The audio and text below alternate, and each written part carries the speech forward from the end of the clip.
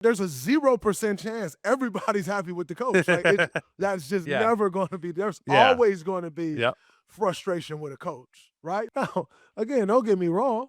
You may go sit next to each other and be like, man, this mother Steve is full of man. He did this bullshit. You go sit next to your guy like, man, I'm sick of Steve. That is the makeup of a team. But nonetheless, when you are champions, what I ultimately know is Steve gonna have the right answer. Steve gonna figure this out.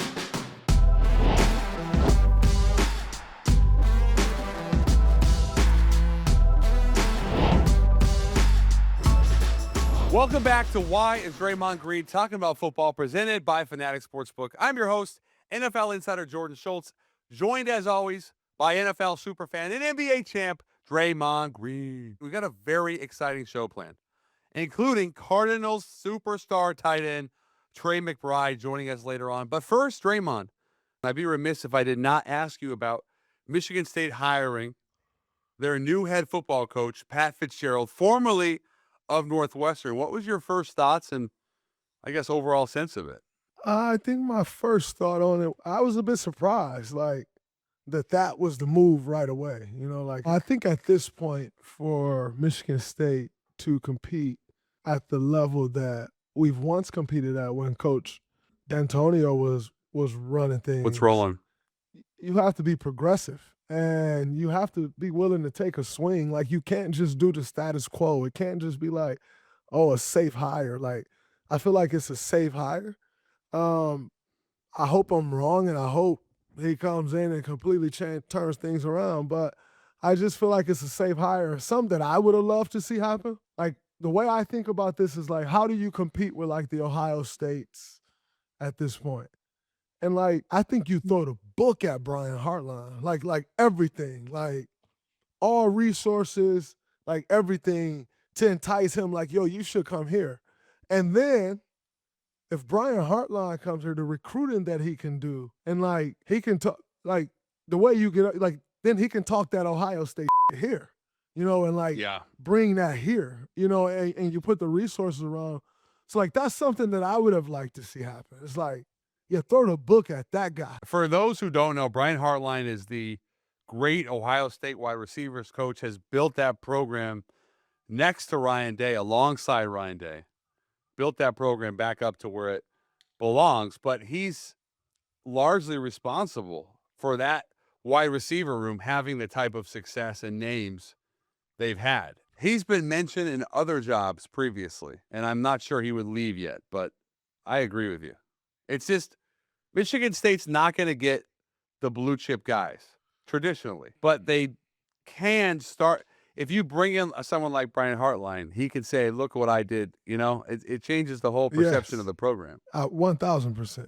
I want to get into pro football. There's a couple teams that have really impressed me. Carolina, what they've done this season is pretty exceptional. They have now beaten Green Bay, and they just beat the Rams, two of the best wins of the season. And they're doing it with a new regime, second-year head coach, first-year GM. Are they dangerous in the playoffs? Is Carolina a dangerous playoff team? Are they a playoff team? I think they definitely are a playoff team. With the games that they've won, the division that they're in, I think they'll have a great shot at the playoffs. I don't know that they are a dangerous playoff team. Like, can they go out there and beat you? They've shown they can go upset some better teams for sure. And, like, it's the NFL, right? So, like, yes, they can go win, but I don't think, like, if you're one of the juggernauts, and you run up against them, like. But they've beaten two juggernauts. You got to be locked in. Yeah, for sure. But in the playoffs, it's a different story. Like, Bryce Young got to go be great to win in the playoffs, or, like, either the defense got to be insanely off the charts and he manage it, but, like, he got to be great in order to go beat the juggernauts in the playoffs. And I just think that's a different thing. Like, you can sneak up on people in the regular season. You're not sneaking up on anyone in the playoffs. But I do think they are a playoff team. Yeah, I'm impressed with them. I feel like Carolina And Carolina and who was the other team? There's two similar versions as to what we saw last year with Washington with Jaden Daniels. Carolina is not the same situation because the quarterback is not a rookie or second year, but they have a running game. They have a defensive line. They have a terrific corner in J.C. Horn. I really like that team. I'm very impressed with that team and how they've been constructed. The other For sure, J.C. Horn is elite. Yeah, he is. Like, and elite. I'm very impressed with him. I want to ask you about the Eagles. It feels to me like this is the most unhappy fan base in the history for a team that won a Super Bowl and is 8-4. If you just go on social media and you follow the Eagles, you think they were 4-8, but they're 8-4. It's hard to understand. Their fan base has always been tough. Their fan base has always been tough. They're always going to be that way. But, like 8-4 for them, it's a compliment, but it's bad. Like you'd expect them to be 10-2. In saying that, I think the problem with the Eagles is when it's going well, it's going well and it's great and it thrives. When it goes bad, it doesn't feel like they're usually able to stop the slide. Like as long as they can keep it going, they're fine. But like if you remember 2 years ago, like they hit they that fell apart and the second they half slid, of the season. right? And it just they could not quite, and it's starting to feel a bit like that. Of like, okay, you get to the second half and it's kind of busting a little bit at the seams. And so I worry about that because obviously, listen, they can very much so get it together and go win another Super Bowl. Like they're still that level of team, but it just seems like when it slides with them, they're not quite able to stop the slide. And, they're going to need to do that right now. They're 8-4, but like you can't have too many more of these that they've had over the last couple weeks. Well, yeah, they were up 21-0 on Dallas. They ended up losing that game. That was a bad loss. That was a bad loss. That was awful. And that's a division opponent. Like I know. You got to finish that. But here's what I'll say. And that's your chance to put Dallas away. Yes, and now Dallas looks like maybe they could. It looks like Dallas could maybe make a playoff push. They play Detroit on Thursday. That feels like a potentially loser leaves town type of game. There's a couple of those this weekend. But here's my question. You mentioned Philadelphia, and you feel like when it's going well, it's great, but when it's not, that feels to me like a direct reflection of the head coach. When they're winning, everyone talks about Sirianni and how he's just got this infectious energy and he doesn't care what other people think, and he's not a traditionalist, not a traditional head coach. But when it's not going well, he's immature, he's not a leader, he's arrogant. Why is that? Well, I think when it's going well, people have to shut up. When it's not going well, you get how they truly feel. And I think people just feel that way about Nick Sirianni. Quite honestly, what I can respect is he's always the same. Always. And it's like he's a little out there. And when you are a little out there, I can tell you from personal experience, people can't wait to get the moment to pounce on you. And that's what it is with Nick Sirianni. Last year, team was great. Everything he did was great. They won a Super Bowl. He's the best. Now, everybody's going to start talking about him again like they were 2 years ago when they were saying he should be fired. And so I think it's always going to be that way when you don't live your life with a seatbelt on. He lived his life a little bit on the edge. He coaches a little bit on the edge. When I say live life, I'm talking about the life that we see, which is his coaching. And he lives a little bit on the edge. Nonetheless, to me, he is still that very same guy that won a Super Bowl last year. Yeah. Okay, so the counter or the follow to that, DG, is how does it impact you and in turn someone like Sirianni or maybe a team like the Eagles when things are not going well and you have all these detractors who are now saying, see, I knew all along. He was a fake. I don't like him. I told you. You will eat those words. Like, make no mistake about it. You're going to eat those words. So I'm just going to continue to be me because what I'm not going to be is a front runner. And what people will create you to be is a front runner. They want you to be braggadocious when it's going well. Shut up. You know, like when it, like, no, I'm gonna be the same. And it is what it is.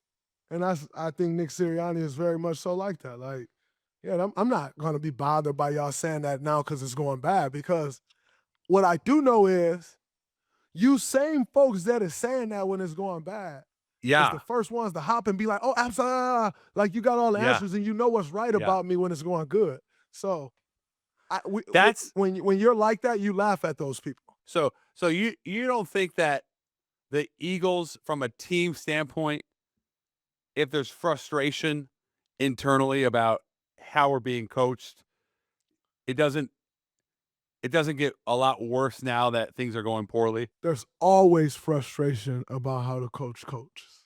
Always. There's True. frustration somewhere down the line in OKC right now at how Mark Daigneault coaches. Mm-hmm. There's frustration somewhere down the line in Kansas City on how Andy Reid coaches. There's frustration somewhere down the line in Chicago on how Ben Johnson coaches. There's always been frustration down the line, somewhere down the line on how Steve Kerr coaches. That is a team. You're in basketball, you're a manager of 15 people, and Football, in football 53 53 plus practice squad plus, right? Like coaches. Yeah. like there's a 0% chance everybody's happy with the coach. Like that's just Yeah. never going to be. There's Yeah. always going to be Yep. frustration with a coach, right? I Like totally agree. AJ Brown pissed off. Devontae Smith probably like, man, I love him, right? Like that there's always going to be some frustration with a coach. That's just a fact. So I think when you are champions, again, you know what it takes. And what the one thing you do know that works is, or that doesn't work is, we're going to turn against our coach. Now, again, don't get me wrong. You may go sit next to each other and be like, man, this motherfucker Steve is full of shit, man. He did this bullshit. Again, that's regular team shit, right? Like we have your days, you go in there, it's a little pity party, man. You go sit next to your guy like, man, I'm sick of Steve. Like, right? Like, that is the makeup of a team. But nonetheless, when you are champions, what I ultimately know is Steve gonna have the right answer. Steve gonna figure this out. What I ultimately know. And so in their locker room, they know, like, regardless, like, yeah, they may be pissed off with Nick right now. But they believe and know, like, yo, he can figure it out and we're gonna go do this. Yeah, thing. because they've seen him do it. I think that's the key. And winning doesn't solve everything, but it does have the tendency, you correct me if I'm wrong, it has the tendency to mask a ton of problems. So winning cures even if all. I'm not happy, I can't complain if I'm not happy. Let me rephrase that. If I complain and I'm not happy, but we're winning, it doesn't have the same effect. It doesn't. You look crazy. Kind of like AJ Brown when he came out and said, by the way, I'm a big AJ Brown fan. I love AJ Brown. Last year after the Super Bowl, he said, man, something along the lines of, yeah, this ain't what I thought it was. I want the ball. Throw me the ball. I want my stats. Something that like, outside of AJ Brown, I don't think anyone has ever said that. I probably respect it though. I do. Listen, I was just about to say that was elite. Like I can always respect honesty. Like, and people going to on him and kill him and be like, yo, but that was elite to me. That was elite. And so outside of AJ Brown though, winning cures all. Like that's the saying. That's what we always say. Like, man, this going wrong, that's going wrong. What we need to do, go win. You go win, all this stuff fix itself. Like, winning does cure all. That's a fact. Everybody's complaining about Dan Campbell right now. Like, Dan, they know you gonna go for it now. Maybe you need to punt. The same people complaining about MCDC going for it on fourth down are probably the same people, DG, that were like, man, I love Dan Campbell. He stays true to his guns. He never folds. I love that in my head coach. He when it's working. But when it ain't working, damn, they're on to you. You got to go for it. Like, you got to kick the ball or something. No. He's like, not changing. He's told No, you who no. he is. He's not changing that. Yeah. We had a great opportunity to spend some real time with him in the preseason. We actually went to Detroit for the day. And I asked him about the fourth down. And it was so unbelievably crystal clear that that's his philosophy, and it's just it's how he believes the game should be played, and he's never going to change. That. I respect it too. I can respect that. Guess what? There are some players in that locker room, Jordan, that's like, man, you need to kick the ball sometime. But guess what? They gonna ride with him because they know that's what he do. It is what it is. You don't have to guess. Yeah, this is what it is. Yeah. And at the end of the day, you can always respect that. You don't have to guess. That's what it is. Who's the – I'm looking at these 9-10 win teams. Denver, Chicago. Seattle, Rams, Patriots. Who of those 5 teams do you feel has the best chance to slip up? Who is the most of those vulnerable? 5 Because those are the 5 best records in teams, football. I think is the most vulnerable. I think let me add the Niners. Niners. Let me add the Niners too, because they have 9 wins. Niners for sure. I think New So that's England. 6 teams. I think New England's vulnerable. They're the only 10-win team. I think the Bears are vulnerable. I shouldn't. New England and Denver are the only 10-win teams. Okay, so New England's vulnerable. You think the Bears are vulnerable? I think the Bears are vulnerable because of the quarterback. And Denver's vulnerable. No, it's not that they're vulnerable because of the quarterback. I just think when you look at the Bears and the Broncos, they're both winning by the skin of their teeth. Like, both of them could very much so close be games. 6-6. These are one-score games, right? Week in and week out. Yeah. Like, both of them could very much so be 6-6. Not taking nothing away from either one of those teams, because as both teams could be 6-6, I also believe that the Broncos could go on to win the Super Bowl, right? Like, I think the Broncos have a team that can compete for a Super Bowl, but they very much so could be 6-6. And listen, that's how the game is played, right? Like, you could have said that a couple years ago about Kansas City, right? Like, but those teams, I think, have young quarterbacks, whereas Kansas City, you kind of expect Patty Mahomes to do it, you know? I think Bo Nix and Caleb Williams is starting to gain the reputation of, like, yo, they can do it, and they can make that drive happen and get what it is that they need to get at the end of the game. But they have not proven that in the playoffs yet. And so I think they're a little vulnerable there. And then New England, I just think they're a little vulnerable because if you end up versus a Josh Allen, possibly versus a Patty Mahomes, I think those games, like versus Drake May, I think Drake May is a future star, but I don't know if he can do that thing yet, you know? And so I think that makes them vulnerable. I don't think the Rams are vulnerable at all. I actually still think the Rams are going to possibly win a Super Bowl. And then San Francisco, their injuries are what they are, but, like, that's a team that's been there, right? Like, they know what to do. They know what to expect, like, so their injuries are what they are, and that makes them vulnerable from a defensive perspective. You're missing your top 2 defenders. That's tough, right? But just from a, like, could slip up, I don't see San Francisco slipping up. Like, they could go lose, and you can exploit Fred Warner not being there. You could sit in the pocket because, you know, Nick Bosa ain't there. But they know what they're doing. They're not just slipping up. That may just catch up to them. All these teams have a common thread. They all have a common thread. They're all playing really good defense, and they all have a running game. So, yep, you know, that travels. You look, Denver, top 2 defense in the league. Them in Houston, statistically, Harvey's been really good. The rookie, Dobbins coming back.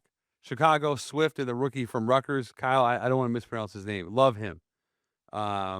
New England, Travion Henderson, absolute monster last couple weeks.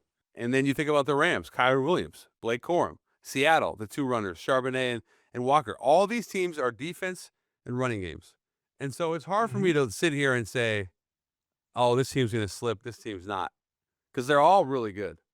So then I look at the coaches and, you know, Ben Johnson, Sean Payton, Vrabel. I mean, what a job Mike McDonald's done. And obviously we didn't even mention San Francisco, or I didn't. but Shanahan and the running game and the defense. This feels to me, this is the hardest playoff to predict this late in the season. It feels to me like there's a lot of really good teams. I don't know if there's a truly great team. Maybe there is, but it's very hard for me to say this is what's going to happen. Yeah, I agree with you on all those things you're saying with the running game and with the defense. I think all that's great. But again, I think when you get up in those playoffs and you playing against a Patrick Mahomes, you playing against a Josh Josh Allen. Allen, you can't just run the ball because you got to score points. You know what I'm saying? You could get behind. You can't just run the ball. Like, Patty Mahomes, Josh Allen come out, get up a touchdown or two on you. Now they take the running game out of it. Now what? You know what I'm saying? And so that's when I say, the Los Angeles Rams could very much so come out and be up 14-0 before you can blink. Running games out of it, and they have a running game, right? But they got Matthew Stafford who knows how to do it. So that's why I said those teams are vulnerable. I'm not saying that, from a standpoint of just who they are as a team. I'm saying the guys that we are talking about still have to make sure they can get past the Patties, they can get past the Josh Allens, and you got to score points to do that in those situations. Like the Bills have struggled a bit over the last few weeks, right? Josh Allen get in that moment, you're going to have to score points. Patty Mahomes get in that moment, you're going to have to score points. Matthew Stafford get in that moment, you're going to have to score points. And that's when I think if it takes the running game out of it, now it's quarterback versus quarterback, I still like those guys doing it. That's fair. Last thing before we go into bets, the Joe Burrow comes back. It's hard to believe, but Cincinnati is still in a position to make a playoff push. And I'm not going to ask you about that. I want to know your opinion, DG, on what Joe Burrow said, because he made it very clear. He's like, I'm a football player. I'm not going to worry about what could happen, what might happen with an injury. This is what I do. I want to go out and perform, and I want to win games. Strictly as a competitor, when you hear that, knowing that Burrow came back ahead of schedule and knowing that he comes back to a 3-8 football team, where does your mind go? It makes me it helps you further understand why Joe Burrow wins. When Joe Burrow plays, he excels and he wins. Because you can rally around that guy. And Joe Burrow has always been a guy that you can rally around. You hear a lot of people say Joe Burrow is socially awkward, or you hear people say, Joe Burrow is a hard person to connect with. And the thing I would say about that is usually people that have that thing, that kind of what he said describes, that thing, most people usually don't understand you. And so when you ask me, what does that say about Joe Burrow? It says exactly why he wins and why people can rally around him, despite people saying, oh, man, he's socially awkward, hard to connect with. But how can people always rally around him? Because they know he's a winner. They know he's going to put it out there on the line. Coming back, this is a franchise quarterback. Rushing back to a 3-8 team. Yeah. That's just not how this thing goes. Like, it's just not how it goes. And here he is like, yeah, I hear what y'all saying, but I play football. Like, that's what I do. Really, so much respect. Like, I got 5 more weeks, possibly, till next year right. to play football. I'm not going to wait. And I play football. Like, I'm playing. And I can Yeah. respect that, man. I can respect that. And that's why guys rally around Joe Burrow right there. It's why people don't always understand you, but it's also why people understand me, because I'm not a winner. You're a winner at life. We'll keep an eye on those storylines down the stretch run. Before we get to our picks and parlays, though, first a word from our friends at Fanatics. Other sports books just don't hit right, but FanCash makes switching to Fanatics Sportsbook easy. Only Fanatics gives you up to 10% back on all bets, win or lose. You can use your FanCash to unlock the world of Fanatics, from more bets to tickets to memorabilia and one-of-a-kind experiences that only Fanatics can offer. Don't leave rewards on the table this football season. Switch to Fanatics Sportsbook and let the FanCash roll in. Winning hits different here. Must be 21 plus. Gambling problem? Call 1-800-GAMBLER. Connecticut, call 888-789-7777. Massachusetts, 800-327-5050. New York, 877-8-HOPE-NY. Maryland, visit mdgamblinghelp.org. Not available in all states. Terms apply. See Fanatic Sportsbook app, hashtag Fanatic Sportsbook partner. Now, as always, it's time for picks and parlays presented by Fanatic Sportsbook. First up, we have our three-leg parlay for Thursday Night Football monster game, Dallas and Detroit. All lines up to date as of this recording, Monday, December 1st. This is a three-legger. We both really like the Dallas wide receivers. Who are you picking to score for Dallas, DG? I think we should go with CeeDee Lamb for an anytime or reception touchdown. We both love how Dak has played. I would say he's been one of the most consistent quarterbacks in football this season. Think about this. Dak, 250-plus passing in 6 of his last 7. 3 straight games with 2-plus passing touchdowns. So if we're going to go Lamb touchdown, I think we also need to go Dak 2-plus touchdowns.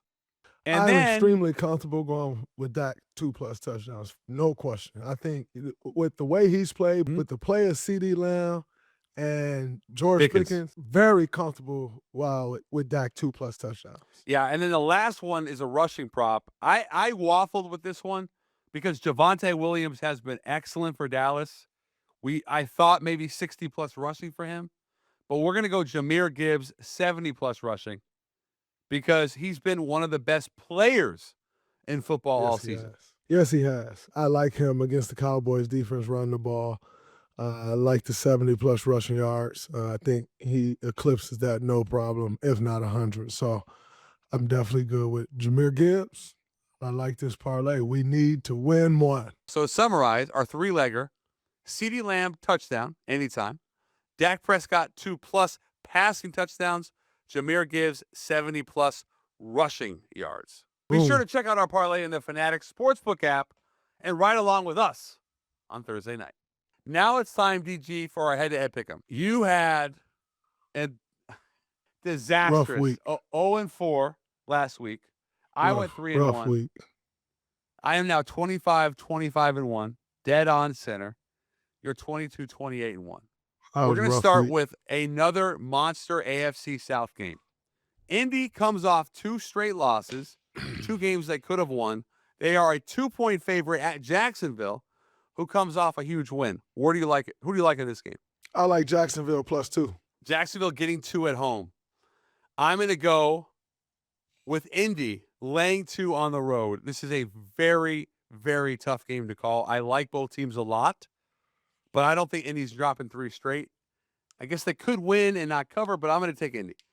Pittsburgh at Baltimore. Baltimore is a 5.5-point favorite. Now, everyone knows you're a Steeler fan. At some point here, I would expect Lamar to start playing like Lamar, but we're getting to the point now where it's like, is he going to get there? Our defense has been so bad. I know. That this is probably the game that he does it. Nonetheless, division game, must-win game for Pittsburgh. Baltimore winning by 5.5. I do not like that. I will take Pittsburgh +5.5. Okay, I'm going to lay the points. I cannot comfortably take Pittsburgh right now, given how they played the last few weeks. I just can't. And Tomlin said it best. He said we have not been good enough. That was a terrible performance. Chicago at Green Bay. This was the line that surprised me the most. Green Bay's a 6.5-point favorite against a Bears team that is as hot as anyone. When I looked at the line, I figured this would be 3.5 or 4. There's no way I can give away that many points against a red-hot Chicago team. So I'm going to take the points. I agree. I'm going to take Chicago +6.5 as well. And then you have another monster AFC game. Houston at Kansas City. This is similar to 2 weeks ago when KC was a 3.5-point favorite at home against Indy. Similar type of deal.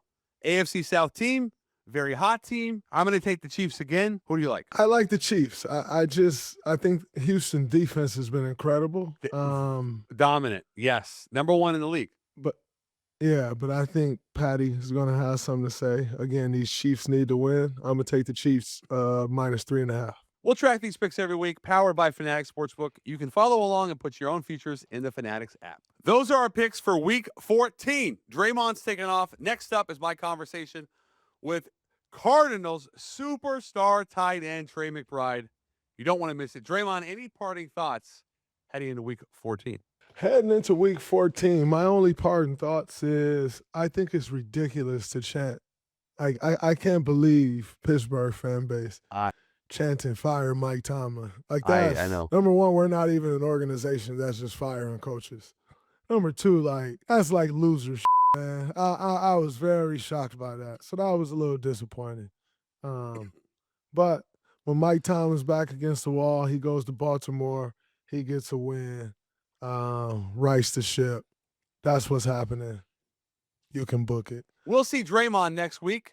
Now stick around for my conversation with Trey McBride. Cannot tell you how excited I am to welcome in an old friend of mine, known him since his CSU days, Trey McBride, who is having an all-time season. He is first in basically every category: 8 touchdowns, 88 catches. Dude, it's been awesome to see you do what you're doing this season. I guess I would ask you this: Did the contract help you relax at all? Did it make it more pressure? How did that impact this season?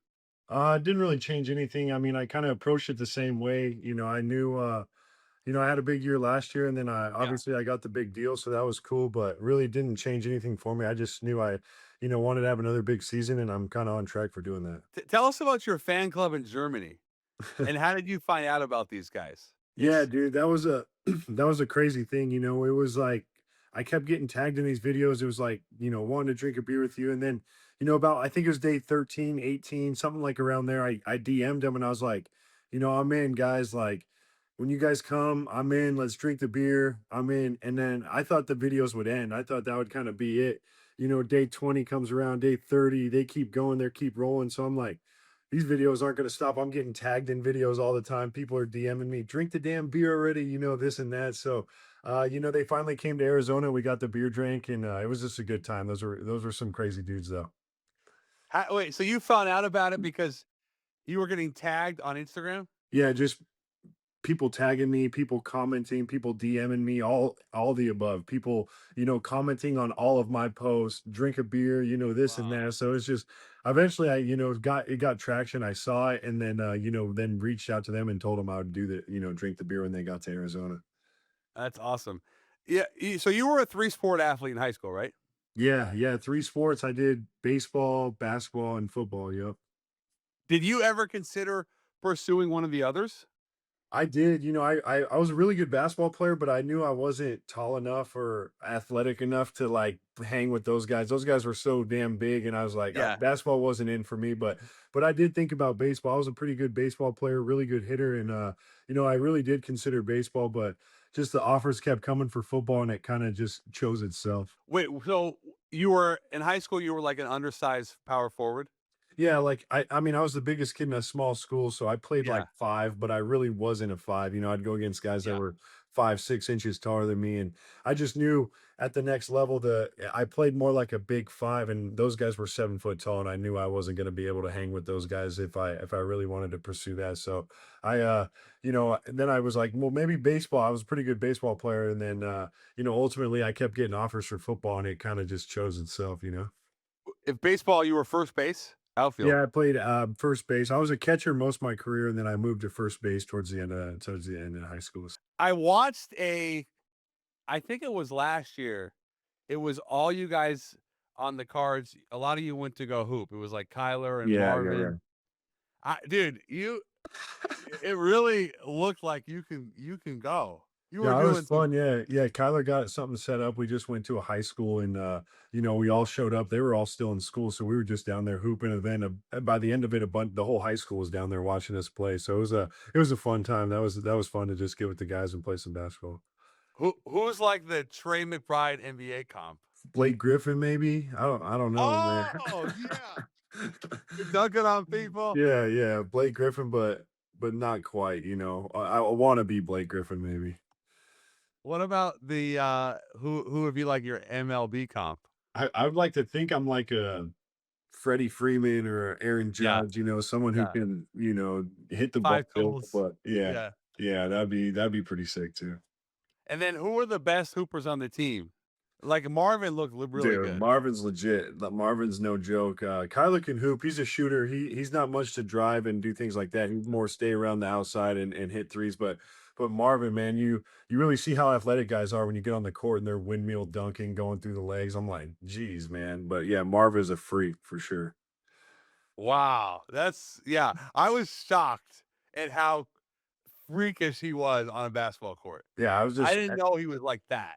every time he would drive down the paint, I would just let him go. I wasn't gonna contest him. I just wanted to see him fly and dunk a ball. So it was kind of fun. In your opinion, how has the tight end position changed, if at all, since you first came into the league? I just think guys are getting more opportunity to really show what they can do, and there's been so many great tight ends right now, and every team has one. So I just think that the guys are getting more opportunity, and tight ends are becoming more of a factor in games. So it's just it's been a lot of fun to be a part of. Do you ever think how would you do in different eras, or think back to watching because like the tight end position used to be a pass catching position. Yeah, and that's kind of why I think the era that I'm in is perfect for what I am because I don't think I would have been able to catch 88 balls, in a season Yeah. back in the day. I wouldn't have got that much opportunity because that's not what they did. So I think the era that I'm in now fits me, just perfectly because they're getting a lot more opportunity. So, did you ever play receiver in high school? Yeah, I mean, I played quarterback, running back, receiver, wherever the ball was going. That's kind of where I lined up in high school. So I played it all. Yeah, it was fun. What was the transition to tight end, and how did that happen?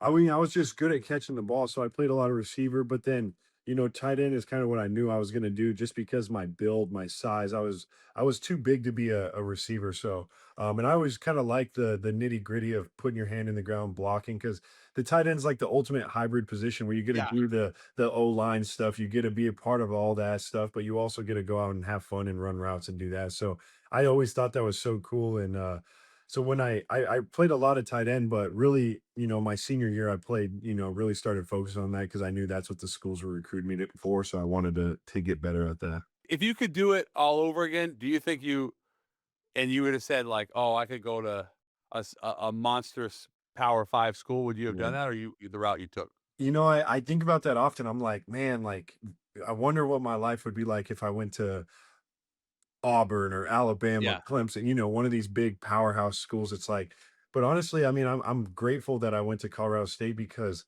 I got so much opportunity. I was able to win the John Mackey Award, and I don't know if I do that at another school because just the opportunity that I got to go and catch the ball and showcase what I can do. I don't think I would have got that with other, at another big school like that. Trey, you're super humble, dude. I truthfully do. I just think like if I was at an Alabama or something like they have all these other receivers and at Colorado State we didn't have that. So it was like that I was the featured guy. I was the one that they were trying to get the ball to, but at an Alabama or something like I just feel like it would have got spread around a little bit differently. Yeah. Yeah. Well, what was like the biggest offer you had? I had like Kansas State, I had Yeah. Colorado, which was a big one. I had a lot of the Pac-12, Oregon Cal State. Berkeley, yeah, Yeah. Oregon State, things like that. But um I didn't have a ton of like big schools. And then, actually in the middle of my career at Colorado State for COVID, I went in the transfer portal and that's when I got all the big offers, which was kind of cool to know how loved I was then, which was cool.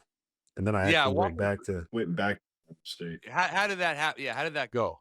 Well, so COVID year, I finished my second season and my head coach Bobo gets fired and goes to South Carolina and it becomes the offensive coordinator there. So yeah, it was kind of a transition year and at the time COVID, Colorado State, the Mountain West wasn't gonna play a season. So I was like just coming off a first team all conference year. I was like, man, if I have one more good year, I can, have a chance at this NFL thing. So I was like, maybe I transfer to an SEC school, play 1 year and go to the NFL and that's kind of what I wanted to do. I was like, maybe I follow Coach Bobo and go to South Carolina, or I go play somewhere, and I just need one more good year. And ultimately, I was about to transfer. I mean, I was looking at flights. I mean, it was crazy how close I was. And then, like right before that, the Mountain West was like, we're actually going to play a season. We're going to do it.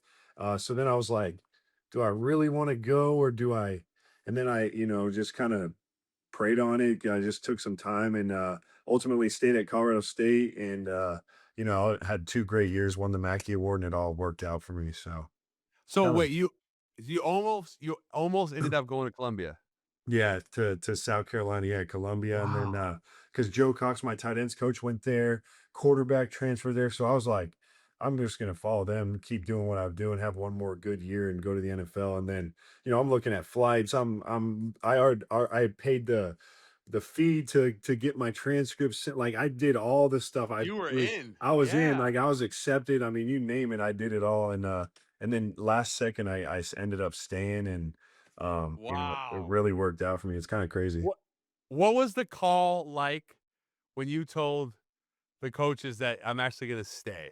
It was tough. It was hard. It was because those guys were recruiting me since I was The a whole freshman time, in high right? school. Yeah, those Right. guys that I had such great relationships. So it was tough at first. I felt like they were disappointed, mad at me, but ultimately they're proud of the decision I make, and we're great friends today. So it's not no burnt bridges there, which is nice. Wow. So, dude, that's It wild. is You kind of almost crazy did. because I'm like, I don't know if I would have won the Mackey Award if I went to South Carolina. I don't, but maybe I did. Maybe I would have. But like, it's just kind of crazy because I don't know. How long did you think about it realistically before you decided I'm gonna stay? I mean, it was probably the whole recruiting, so not playing this season, that whole thing was like a month long. So like I was in the portal getting recruited by, it was cool. I was talking to all the cool I mean, I was like, Yeah. man, I'm getting an offer from Clemson. And I got Yeah. Alabama, Pitt. I mean, I had all these big offers. I'm like, wow, this is so cool.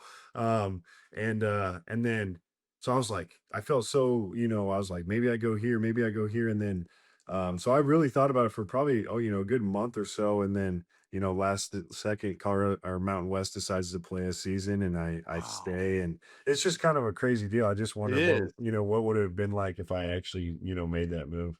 Well, what's crazy too is how that could potentially have impacted the NFL. Who knows where you end up going? I mean, it Yeah, if just I would have been drafted at the domino. same, I don't know if I'm whatever. If I would have got drafted as high or as low, whatever. Like maybe I get drafted higher, maybe I get drafted low. Like maybe I'm in a different NFL. It's Right. just kind of a crazy thing that. But it all worked out just how it was supposed to. So. Yeah, 100%. Do people ever come up to you and ask you or thank you for fantasy football? Oh my gosh. It's insane. That's like the number one thing that people like. They either love you or they hate you, but this year it's been a lot of love, It's which is all nice. love. Yeah. Yeah. Well, sometimes it's kind of rough if you have a, bad stretch of games or something, but this year it's been pretty positive, which has been nice. Is it in the comments or like on IG or is it like at the grocery store? At the grocery store, at dinner, people yelling at me during the game when I'm sitting on the bench, like, but when the defense is, you name it. It's anytime someone gets there, they're telling my parents back home, and my Oh, parents are at grocery stores, like, man, Trey's doing a great job at fam. I'm like, just leave it alone. It's just kind of funny. yeah, dude, people are crazy with fantasy. Oh my It's gosh, people take it so serious. I didn't realize how serious it was until no, I know. I I got in the know. league.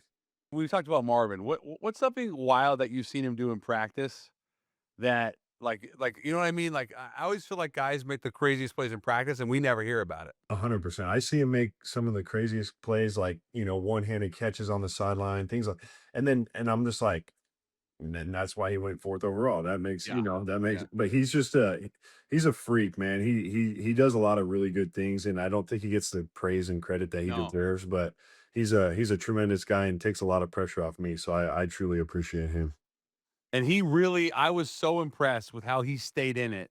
Oh He yeah. he was mad at himself. He was like so upset with himself earlier in the year. He Yeah. stayed in it And then had a and he couple came really good games. Yeah. And then yeah. had the appendix thing, which is a bummer, but he came back last week, and I thought he played really well until he kind of got banged up. He banged up his foot a little bit, but he's a great dude, man, and I love playing with him. He takes a lot of pressure off me, and just every time he runs a route, I know he's going to win and get open, and it's a lot of fun playing with him. Who did you model, if any, your game after, Trey? I watched a lot of guys when I grew up, but I really loved watching like Mark Andrews. I like watching Kittle a ton. But those two were guys I really love watching in college when I was really going through the whole process stuff. I watched those two guys a ton. But now I'm watching, I love watching Brock, Tyler Warren, all these Oh, guys that are catching ball. I mean, Brock's a stud, man. Just watching all the stuff that he's doing. It's cool to watch all the guys. I watch every catch every week of every tight end. So I see all the routes that they run, and it's just kind of fun to watch all the guys. is there a tight end fraternity? Like I know there's Oh, tight end you. 100%. Okay. I just think like every game, it's just like I'm always wanting the other tight end to do well. Like, it's like Yeah, every time it's like just do well, but not too well to where I know. we Right. want to we want to win still, but I want the other guys to do well, and I'm always pulling for them. And after the game, talking to every tight end from the starter down to the practice squad guy, I try to make time to talk to all those guys because it's cool, man. And I think it's just a brotherhood that we're all tight and kind of pulling for each other. Who are the top 5 tight ends right now?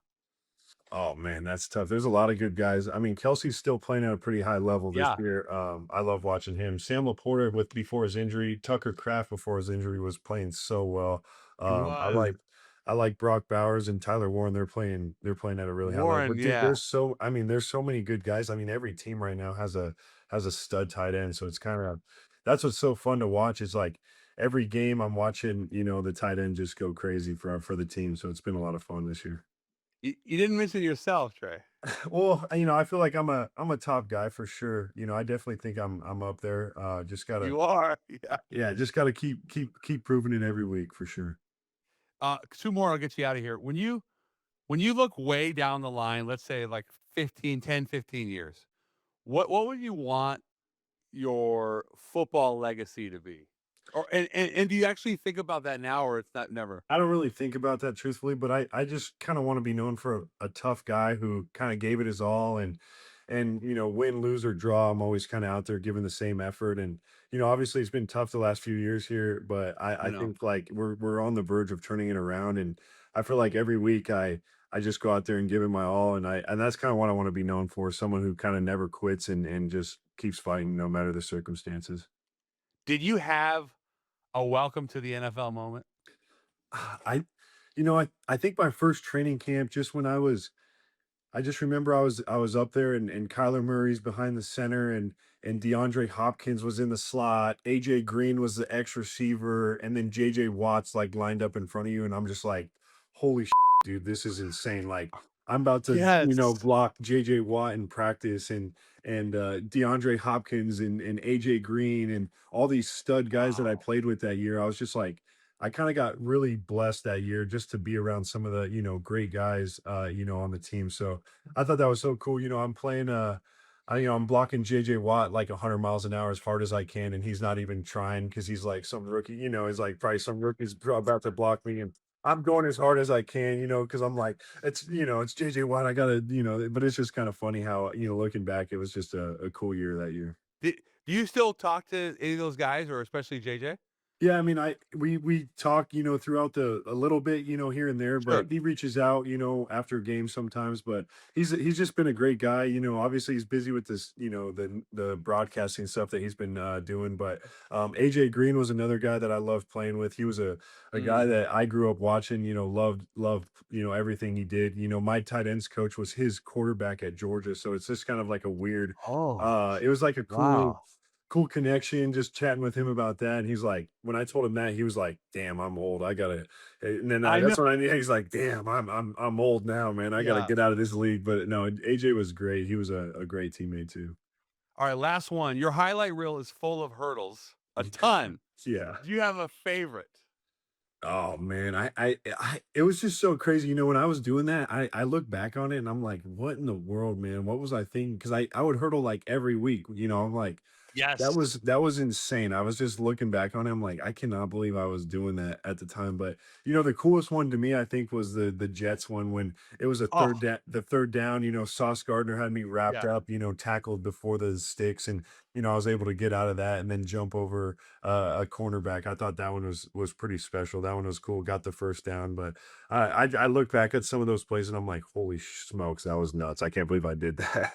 Like, because it's like you're creating like more risk. Yeah, I'm like, that was so crazy. Like, I don't know what I was thinking, but converted the first down and I've tried to stay on my feet a little more this year and it's been nice for me for sure. Yeah, that's like rookie Trey. Yeah, You yeah, could tell, young like, young dude, Trey, get on yeah, your for feet. sure. I'm staying on my feet now for sure. Well, I really, this was awesome. I really appreciate you coming on. We'll do it again and then we Yeah, can all chat again. That'd be sick.